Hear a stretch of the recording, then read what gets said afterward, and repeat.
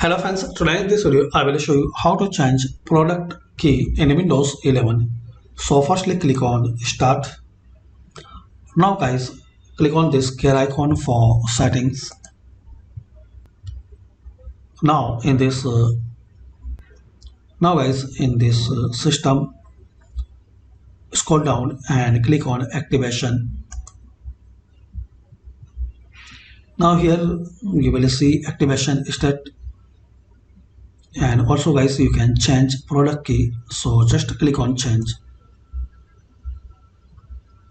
Enter a product key. So guys, you have to enter your new product key, then click on next.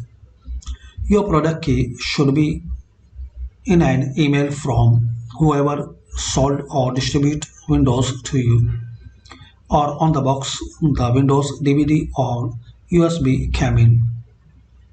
So enter and click on next. So like this guys, you can change product key in your Windows 11. Thanks for watching. Please comment this video useful for you or not.